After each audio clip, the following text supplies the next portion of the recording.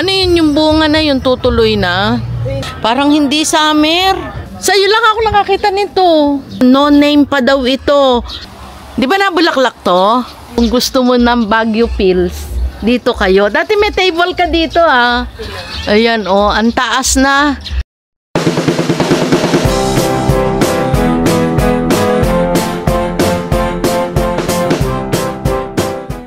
Hi guys. Meron po tayo ditong pupuntahan dito sa Gintong Talulot. Meron tayo dito ibablog. Ang gaganda kasi ng mga halaman nila. Pero ayan, ang view napakaganda rin. Ayan. Ayan po yung mga katapat na view na ani na halaman. Dito tayo sa pangalawang gate. Papasok kasi dalawa yung gate dito. Ayan. Ito sa kabila ng poste na ito. Ayan. Gintong Talulot Garden. Ayan po yung may garden show nga sa Los Baños. Ayun, diretso lang tayo. Marami pong halamanan dito. Maraming garden dito. Mga outdoor. Yan. Pero yung pupuntahan po natin, meron din silang outdoor, indoor. Siguro kilala nyo na rin yun kasi na-vlog na po yun ni Bicolana. Kung natatandaan nyo po si Bicolana Waraynon, shout out! Malapit na tayo. Yan ang kanilang halaman. Ito ang kanilang garden. Buti bukas. Hi guys, tara pong makiikot dito. Nagulat ako, naubos po yung mga giant nila. At iyon nga daw po ay na ano sa event. Dinala nila sa event nung magka-event sa QC. Maganda po kasi iyan kapag ka tumaas na. Ang gamit nilang pole nga pala ay fern pole. Maganda po talagang kapitan ng ugat kapag ganyang fern pole. O diba guys, ang gaganda kapag ka ganyang matured. Uulitin ko nga po pala, nandito tayo sa Peppers and Gems Garden. Sa loob po ng Gintong Talulot Garden Center, Barangay Masiit, Calauan, Laguna. Welcome na welcome po ang walk-in sa kanilang garden. Pasyal na po kayo. Ito nga po palang magandang ito ay si Epipinatum Marble. Amplissimum aurea naman po ito. Ayan, dito muna tayo sa mga indoor plants. Meron din po kasing albo na ganito.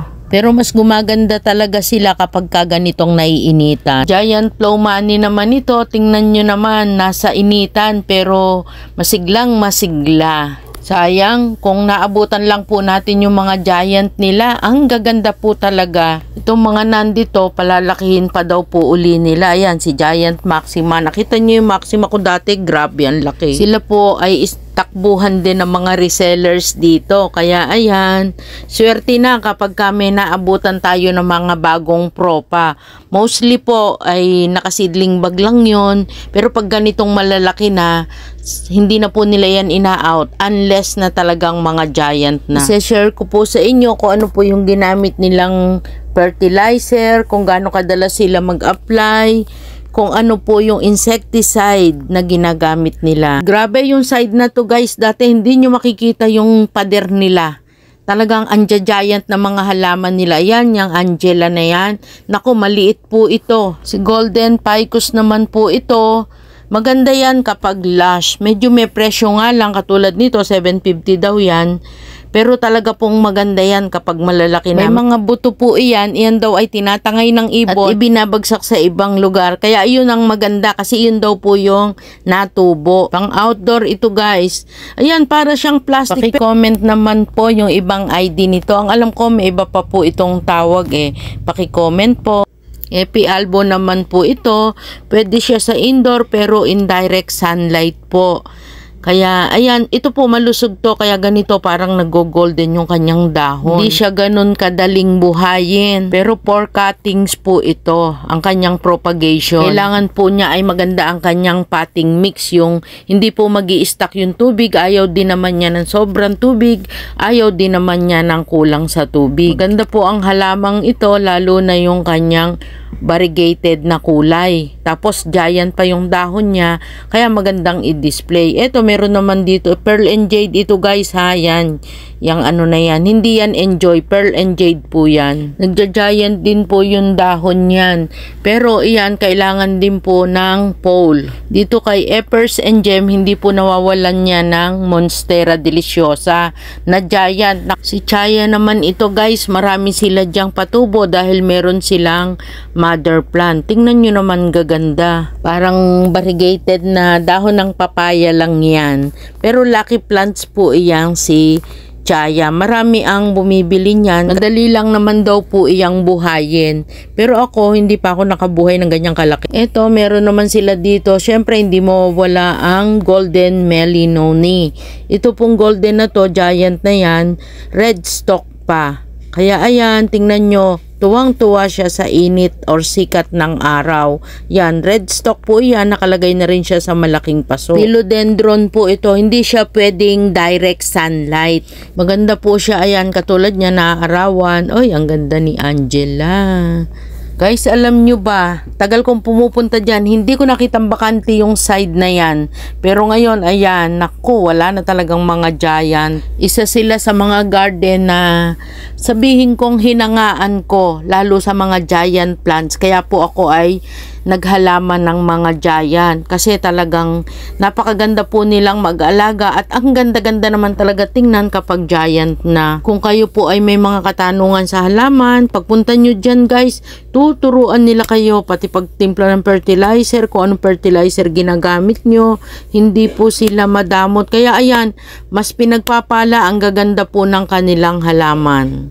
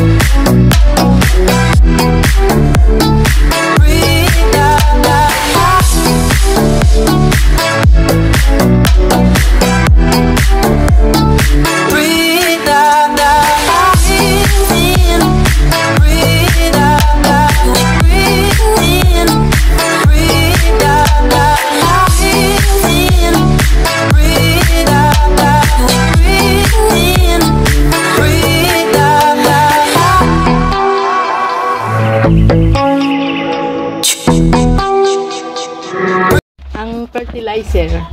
Ayan guys, ako na lang ang mag-share sa inyo ng kanilang fertilizer, insecticides, at kung gaano kadalas nila i-apply sa kanilang halaman. Sa variegated, ang ina-apply daw po nila ay complete. Pero meron silang ini-spray, sinasamahan din ng fertilizer. Kaya ito po, ibang tips ito, kaya pakinggan din po ninyo. Eto guys, may naabutan tayo dito puro flow money, bagong cut, di pa na itatanim. Madami po yan sila, kaya lang naging busy daw, kaya wala tayong inabutan. Ito naman si Pseudo Palm. Pwede po yan indoor, outdoor, madali lang siya alagaan. Mas maganda kung ilalagay po yan sa malaking paso para tumaas. Insecticide naman tayo guys. Ito po ay weekly na ini-spray, sama-sama ang Simbus, fertilizer nila, anaa, at Dipen. Iba din naman sila ditong kamote. Ayan, pinakakapal pa po nila. Kumbaga, pinadadami pa nila bago sila magtanim at magbenta. Kasi ang ganda naman nito guys. O, ano kaya ang laman niyan? Ano kaya yung bunga sa ilalim? Ubi siguro, no? Ganda eh. Dito na tayo sa outdoor. Ito si Golden Samya. Oh, 'di ba? Pero ang kasama niyan, guys, mga green. Tapos iyon yung tumubo sa kanya, yung golden. Kaya ang ganda eh, napansin ko nga. PM nyo na lang po sila kapag gusto nyo. Dami nila ditong golden chico. Ayan, malalaki na, masasanga na. Guys, pasensya na po kayo kung nag-voice over tayo. Ang ganda nitong kanilang rubber tree. Yan po ay mother plant, nakatanim yan sa lupa. Pero ang ganda talaga kahit anong init. Ayan, palibasa sanay na siya dyan. Meron din ditong fishtail na palm. Ayan, variegated din po yan. Mother plant daw yan. Naka-direct din po sa lupa. Nakabenta na rin daw sila ng ganyan. Tingnan nyo po, pag ang rubber tree nasa direct sa lupa at acclimated na, tingnan nyo, wala man lang damage. Tara, din naman tayo sa kanilang triangularis na matataas. Yan po ay mataas pa sa akin. Mga 7, 8, 10 feet meron sila dyan. At multi-branches na. Pero nasa seedling bag lang yan guys. Kaya pwede nyo pong i-PM sila or tawagan sa cellphone number nila para pipick upin nyo na lang po. Kung gusto nyo naman ipa-deliver, ipalalamove, mag-usap na lang po kayo. Pero hindi po sila nagpapaship ng ganyan. Pick up lang. May kalachuchi din dyan. Ayan, oh, may bulaklak na. Matataas po talaga. Mga pang landscape talaga yung mga nasa kabilang side. Mga outdoor nila. Marami dyan guys. Kaya baka may hanap kayo. Tara dito. Meron naman ditong variegated na kape. O, diba? Kahit na hindi na yung kape ang isipin natin, yung ganda po ng dahon. Ayan. Napakaganda niyan. Iyan ay mga 5 to 7 feet. Kasi mataas na siya eh. Yan daw po ay for sale. I-PM nyo na lang siya. Nag-iisa yan guys. Wala siyang kasama. Pero ganda talaga ng dahon. Variegated kape. Kain ko na lang na i-voice over ito guys. Ito naman ay Santa na variegated. Malalaki na rin niya, mataas. Yeah, ayan, baka naghahanap po kayo. Ito naman guys, ang kanilang mother plant ng chaya. Diyan po sila kumukuha ng itinatanim. Pinadadami daw po yan kasi talagang maraming naghahanap niyan. Dito naman tayo sa magandang variegated na kalachuchi. Ayan, nabulaklak po iyan. Maganda po ang bulaklak. Meron na din silang pour out niyan, pero ito po kasi ay mother plant daw. No name pa daw itong halaman na ito. Kayo po, baka kilala nyo na po iyan. Paki-comment na lang po yung ID kasi wala pa daw po talaga yung name. Nagandahan lang din sila at pang outdoor din ang halaman na yan. Guys, meron sila ditong pine tree. Ito, mataas pa sa bahay nila. Nakakatuwa lang na nabubuhay po ito kahit sa ganitong lugar. Diba, sa Baguio lang sa malalamig. Pero dito po, mainit sa lugar natin. Pero ayan, nakapagpabuhay po sila. Guys, eto, nalimutan ko po yung ID nito. Ang dami nila dito, multi-branches na, malalaki. Malalaki po ang nursery bag. Pero kung gusto nyo yung nakapatid, pwede naman po mga cemented pot. Pwede po kayong mag-order sa kanila. Ayan, oh, kalachuchi pala yun. Pero nabulaklak daw yan ng puti. Sayang lang, wala po tayong bulaklak na nakita ngayon. Ayan guys, PM na kayo. Mga masasanga yan, magaganda ang puno. Saka matibay daw po talaga yan sa init. Hindi naman kailangan ng araw-araw na dilig niyan. Ito yung puno niyan. Ayan oh, marami po yung sanga. Oh, hindi naman siya basang-basa, 'di ba guys? Yan, maganda rin po yan kung may malawak kayong space. Variegated makopa naman itong kasunod na yan.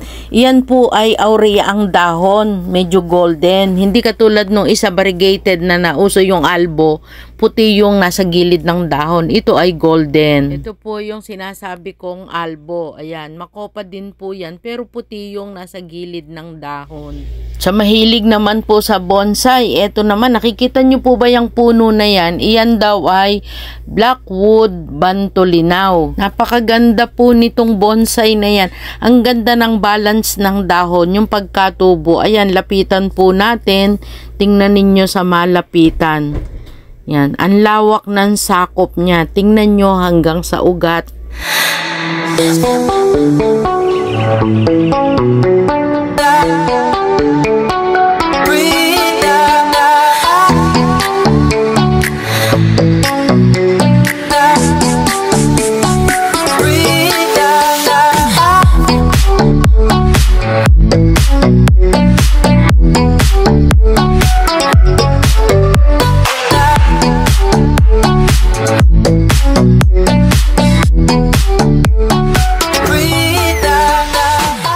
Ito naman po ay variegated fiddle. Iyan po ay for sale. Meron din sila dyang rubber tree.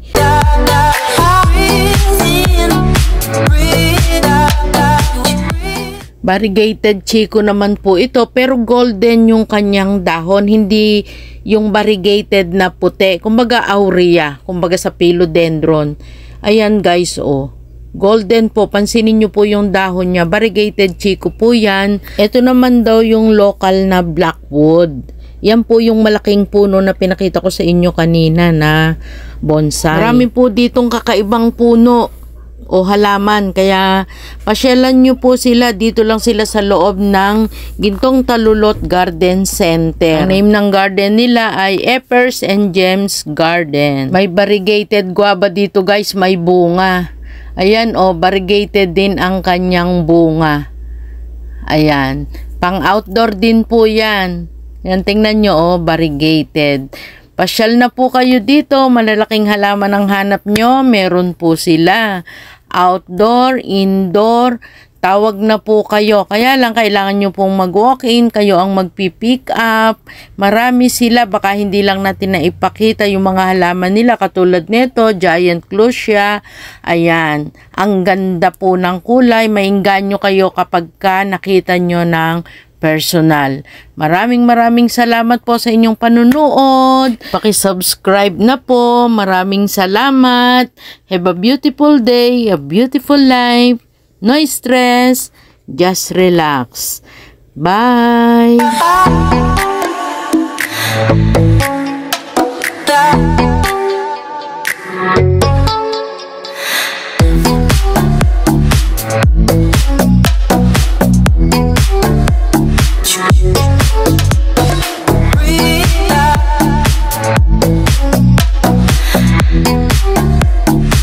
Breathe.